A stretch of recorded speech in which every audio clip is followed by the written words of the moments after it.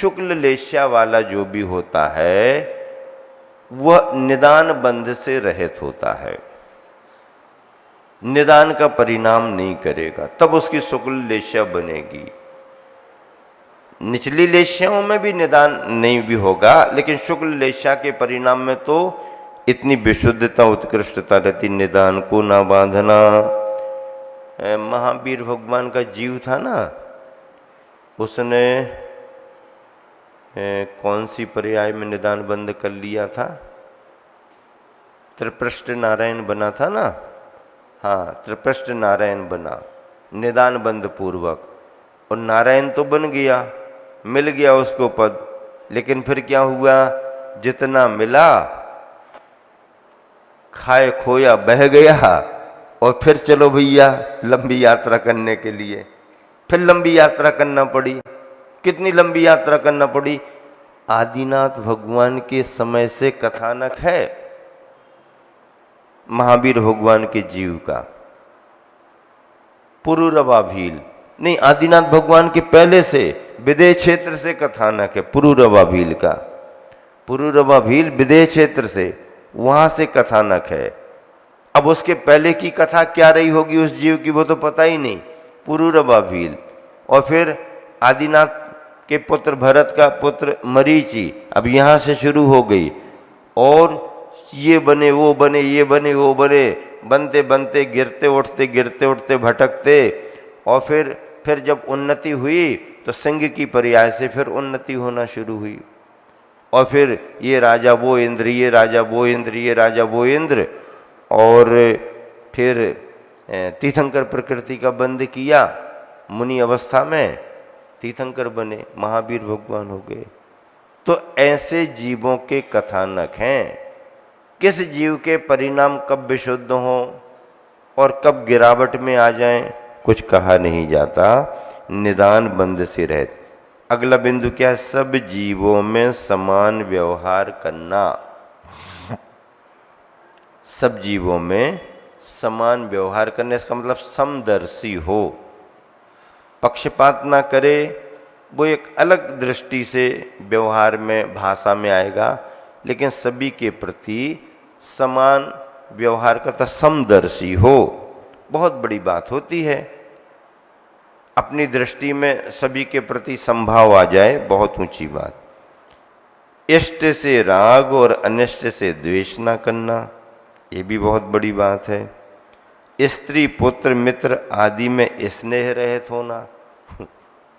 अब अगर घर में है तो परिवारजन संबंधी बात हो गई, और घर छोड़ दिया हो तो फिर और किसी के प्रति भी अनुराग भाव ना रखे, स्नेह भाव ना रखे।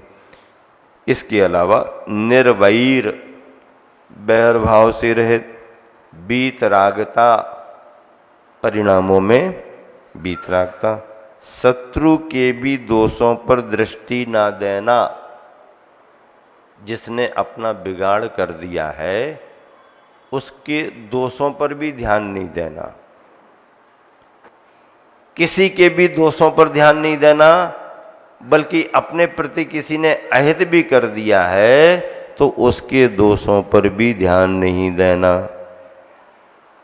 किसी की निंदा ना करना, पाप कार्यों से उदासीनता और मोक्ष मार्ग में रुचि, ये सब शुक्ल लेश्या के लक्षण हैं। जीव कांड में ये सब लिखा हुआ है, अन्य ग्रंथों में भी लिखा है, लेकिन प्रमुख रूप से जीव कांड में मार्गनाएं वगैरह चलती हैं। सभी अधिकार गई इंद्रिय चिकाए जोगे वेदे कसाय नाने या संयम दंसन लेश्या, एक स्वतंत्र अधिकार भव्य सम्मत सन्नी आहारे गुण जीवा पज्जति आदि आदि। इन स्थानों में जीवों की खोज करते हैं हम। गति अगर कह दिया तो गति में अब जीव को खोजो। गतियां चार हैं, नरक गति में जीव को खोजो, फिर उसके कौन सी कसाय हो सकती है, कौन सी लेश्या हो सकती है, कौन सा गुण स्थान हो सकता है, सब जानकारी लो। 24 थाना लगाओ, पढ़ो अपने 24 थाना, 24 स्थानों के बारे में खोज करो। इंद्री को ले लो, इंद्री पर आ जाओ तो इंद्री में एक इंद्री से लेके पंचेंद्री तक में जीवों की खोज करो। काय शरीर में आ जाओ, उसमें खोज करो। ये मार्गना स्थान जो हैं, इनमें जीवों की खोज की जाती है। किस किस अवस्था में किस किस रूप में जीव पाए जाते हैं, ऐसी खोज करना।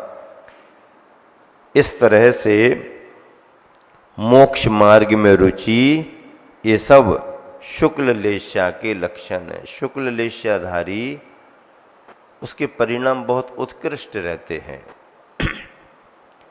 सम्यक दृष्टि मिथ्या दृष्टि का कथन अलग है, लेकिन लेश्या कैसे कहते, कसाय अनुरंजित योग प्रवृत्ति। तो योग की प्रवृत्ति तो हो रही है, लेकिन कसाय से अनुरंजित न हो करके, कसाय की मंदता मंदता मंदता, कसाय तो रहेगी लेकिन तीव्रता ना हो, मंदता हो मंदता हो मंदता हो। फिर अनंतानुबंधी कसाय चली गई, अब प्रत्याख्यान का प्रभाव रहेगा, प्रत्याख्यान चली गई, प्रत्याख्यान का प्रभाव रहेगा, प्रत्याख्यान चली गई, संजुलन का प्रभाव रहेगा, संजुलन में फिर उसके बाद में फिर क्रोध, मान, माया, लोभ, बादल लोभ, सूक्ष्म लोभ, जो भी कसाय का अंश रहेगा वो अपना असर दिखाएगा ही दिखाएगा। कसाय का असर दिखता ही है। अब इसमें तीन तरह से अपन घटाते हैं, कसाय का करना, कसाय का होना और कसाय का सत्ता में बने रहना। कसाय का करना, करोति क्रिया, करोति क्रिया करने रूप में। कसाय का होना, भौतिक क्रिया। कसाय का रहना, अस्थि क्रिया, अस्तित्व के रूप में। कसाय कर रहे हैं, कसाय हो रही है, कसाय रह रही है। क्रोध का करना, अब क्रोध करना तुमने बंद कर दिया, लेकिन बंद तो कर दिया, आवाज बंद कर दी, क्रोध करना बंद कर दिया, लड़ना झगड़ना बंद कर दिया, लेकिन अब अंदर अंदर अभी उसका संस्कार चल रहा है। एकदम आपने बोलना बंद कर दिया तो एकदम शांत हो गया, नहीं, ऐसे जल्दी शांत नहीं होता है, शांत होने में समय लगता है। आचार्य ने कहा मूक माटी में कि देखते ही देखते हमारी दृष्टि बदल सकती है। क्या? देखते ही देखते हमारी दृष्टि बदल सकती है, पर पैरों को बदलने में समय लगता ही है। स्पीड बनी है, स्पीड से चले जा रहे, देखते ही देखते आपने विचार कर लिया नहीं स्पीड को ज्यादा नहीं बढ़ाना, तो नजरिया तो आपका तुरंत बदल गया, दृष्टिकोण बदल गया, लेकिन अब गाड़ी को तुरंत थोड़ी कंट्रोल किया जा सकता है। तो गाड़ी को कंट्रोल करने में समय लगता ही है।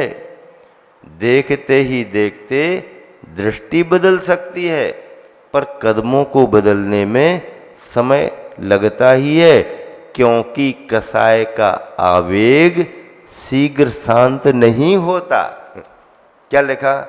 कसाय का आवेग शीघ्र शांत नहीं होगा। हम गुस्सा करते हुए अपनी दृष्टि को बदल सकते हैं, ये ख्याल में आ सकता है कि हमें गुस्सा नहीं करना चाहिए, नजरिया बदल गया, दृष्टि बदल गई, लेकिन क्रोध को कंट्रोल करने में समय तो लगेगा ना। कसाय का आवेग शांत होने में समय लगता है। इसीलिए क्रोध का करना, क्रोध का होना और क्रोध का सत्ता में बने रहना। जैसे मंदिर में आप आए, अभी आवाज नहीं है और आपने घंटा देखा और क्या किया? आपने घंटा बजाया, आपने घंटा बजाया, आवाज आने लगी। घंटा था पर आवाज नहीं थी, आपने आकर के बजा दिया। अब आपने घंटा बजाया है, आवाज शुरू हो गई। अब बजाना आपने बंद कर दिया, आप आगे बढ़ गए, अब दर्शन करने लगे। अब दर्शन जब कर रहे हो तब घंटा कोई नहीं बजा रहा, लेकिन जो आप घंटा बजा करके आगे बढ़े उसकी